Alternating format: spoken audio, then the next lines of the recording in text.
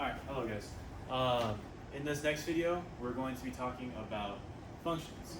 So, we have these things in math. They're beautiful things, we use them all the time, called functions. And they pretty much just say that a function look like equations. If you plug one thing into them, you're going to get one thing out of them. So, we kind of think of it like a vending machine. If you're at a vending machine, you type in A5, you're going to get one thing out of that, whatever corresponds with A5. It's the same thing with a function of math. You plug in F5 into your function, you're going to get one thing out, one answer that corresponds with the combination F5.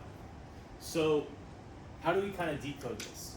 Well, you start off with this. It says find f of 5. Our function name in this case is f.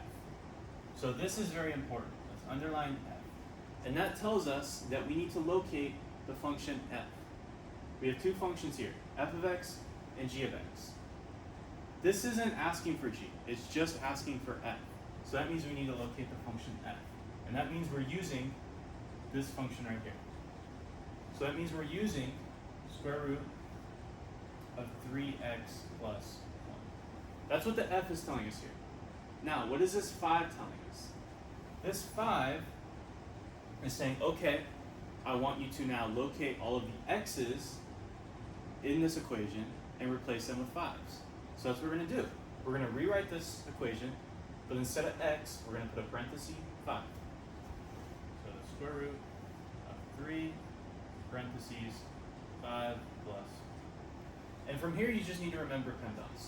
So PEMDAS tells us we do anything in the parentheses, we simplify that first, then the exponent, then we multiply.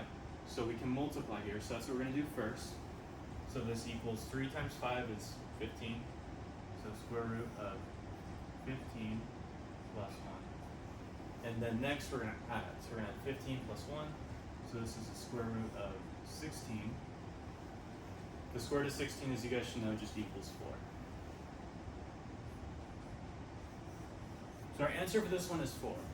If we plugged in the combination F5, we would get the answer of 4. Now, our second function. This one's asking for g of 4. So first off, we're going to locate the letter. This tells us which function we're looking for. We're looking for function g. So that means we're going to be using this equation. So we have 2x plus 1 over x minus 3. So that's the function we're using. Next, we got to see what number it wants. It wants 4, so it's telling us replace these two x's with 4's. So we're going to do 2 times 4 plus 1 over 4 minus 3. And now we can just simplify the top and the bottom. So 2 times 4 is 8. 8 plus 1 is 9. So this equals 9. On the bottom, 4 minus 3 is just 1. So we have 9 over 1. 9 divided by 1 is just 9. So if we plugged in the function g4, we get the answer 9. And that's it. Don't overcomplicate this. Don't make it trickier than it has to be. It should be pretty straightforward.